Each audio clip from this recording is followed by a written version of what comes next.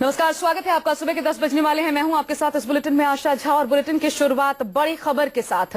सरहद पर जारी मिनी वॉर की खबर आपको बताते हैं। जम्मू कश्मीर के कुपवाड़ा में एक और जवान के शहीद होने की खबर सामने आई है। पाकिस्तान की फायरिंग में बीएसएफ के जवान नितिन सुभाष शहीद हो गए। इससे पहले पाकिस्तान ने एक बार फिर अपना कायर चेहरा भी दिखा दिया।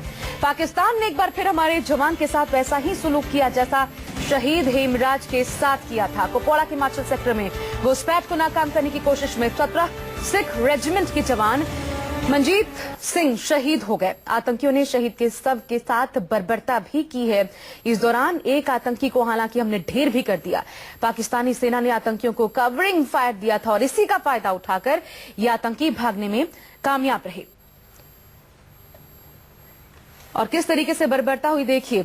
17 सिख रेजिमेंट के जवान थे मनदीप जो कि शहीद हुए हैं। सेना की जवाबी कार्रवाई में एक आतंकी को भी हमने ढेर किया, लेकिन कवर फायर का फायदा उठाकर शहीद के शव के साथ बर्बरता की वारदात को अंजाम दिया गया।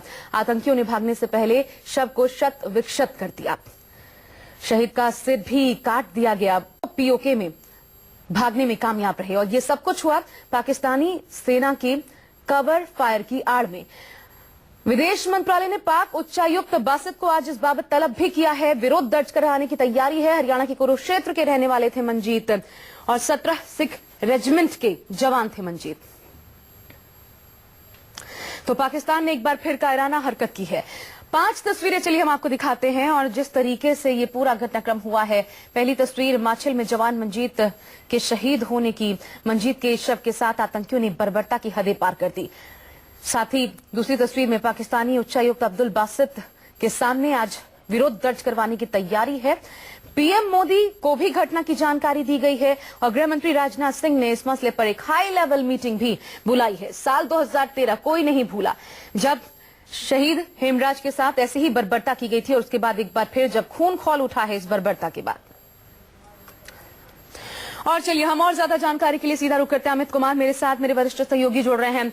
अमित, सीधी सी बात है, क्या विरोध दर्ज करवा के मामला हम खत्म समझे या हाई लेवल मीटिंग जो होने वाली है उसमें आगे कुछ और कड़ा फैसला लिया जा सकता है? उम्मीद करें दूसरी सर्जिकल स्ट्राइक की।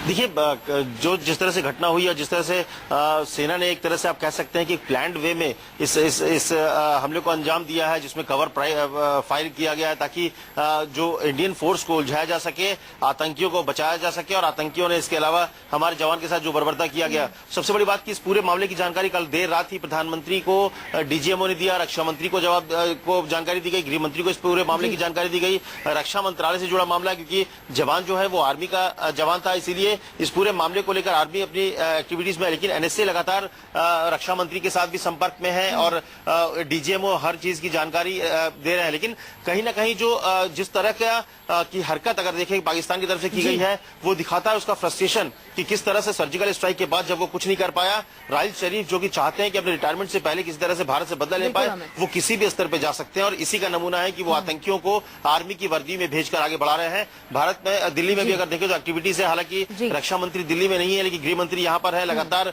वो अधिकारियों से संपर्क में है। दिवाली का मौका है, कई लोग छुट्टी पर भी है, लेकिन इसके बावजूद आप कह सकते हैं कि अपने घर से ही राजनाथ सिंह भी लगातार मॉनिटर कर रहे हैं सारी चीजों को और जो भी चीजें हो रही है उसको प्रधानमंत्री तक या फिर एनएसए से लगातार संपर्क करके आगे की कार्रवाई की जा रही है। लेकिन निश्चित तौर पर जो नाराजगी है, जो एक लोगों में गुस्सा है, वो उसका आप नतीजा देख सकते हैं। जरूरी नहीं कि सर्जिकल स्ट्राइक हो, लेकिन कल भी जो 2 दिन पहले भी जो रात को सीज फायर का वायलेशन किया था और इसके बाद जो जवाबी कार्रवाई हुई थी, 10 से 12 पाक रेंजर्स के पोस्ट को तबाह कर दिया था। ये है कि आज जो हाई लेवल मीटिंग होने वाली है उस मीटिंग से निकलता क्या है, क्या इस बर्बरता का फिर बदला कैसे लिया जाए, इसको लेकर निर्णय होगा। नजर आप बनाए रखिएगा। बहुत शुक्रिया इस वक्त आपका तमाम जानकारी हमें देने के लिए।